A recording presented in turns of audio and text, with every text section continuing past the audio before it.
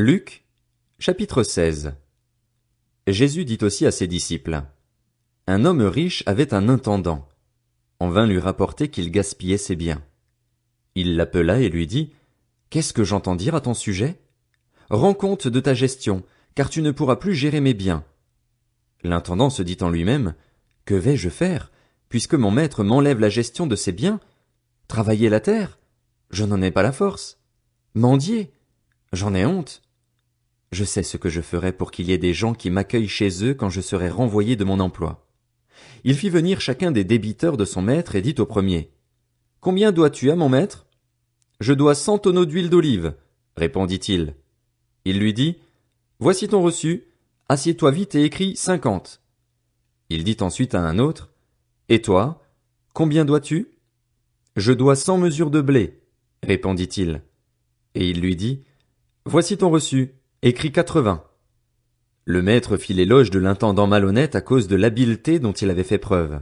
En effet, les enfants de ce monde sont plus habiles vis-à-vis de leur génération que ne le sont les enfants de la lumière. Et moi, je vous dis, faites-vous des amis avec les richesses injustes, afin qu'ils vous accueillent dans les habitations éternelles lorsqu'elles viendront à vous manquer. Celui qui est fidèle dans les petites choses l'est aussi dans les grandes, et celui qui est malhonnête dans les petites choses l'est aussi dans les grandes. Si donc vous n'avez pas été fidèle dans les richesses injustes, qui vous confiera les biens véritables? Et si vous n'avez pas été fidèle dans ce qui est à autrui, qui vous donnera ce qui est à vous? Aucun serviteur ne peut servir deux maîtres, car ou il détestera le premier et aimera le second, ou il s'attachera au premier et méprisera le second. Vous ne pouvez pas servir Dieu et l'argent. En entendant tout cela, les pharisiens qui aimaient l'argent se moquaient de lui. Jésus leur dit: Vous cherchez à paraître juste devant les hommes, mais Dieu connaît votre cœur. De fait, ce qui est très estimé parmi les hommes est abominable devant Dieu. La loi et les prophètes ont subsisté jusqu'à Jean. Depuis lors, la bonne nouvelle du royaume de Dieu est annoncée et chacun cherche avec force à y entrer. Le ciel et la terre disparaîtront plus facilement que ne tombera un seul trait de lettre de la loi. Tout homme qui renvoie sa femme et en épouse une autre commet un adultère, et tout homme qui épouse une femme divorcée de son mari commet un adultère. Il y avait un homme riche, qui s'habillait de pourpre et de fin lin et qui chaque jour menait joyeuse et brillante vie. Un pauvre du nom de Lazare était couché devant son portail, couvert d'ulcères. Il aurait bien voulu se rassasier des miettes qui tombaient de la table du riche, cependant même les chiens venaient lécher ses ulcères.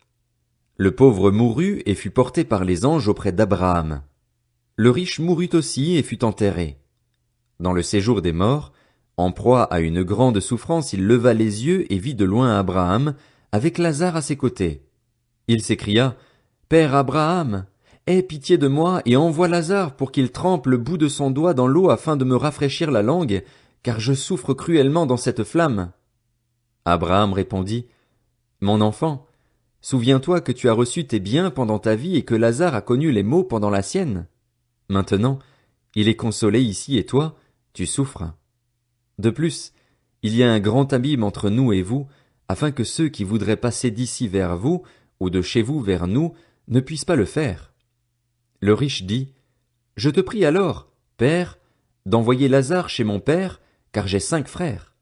C'est pour qu'ils les avertissent, afin qu'ils n'aboutissent pas, eux aussi, dans ce lieu de souffrance.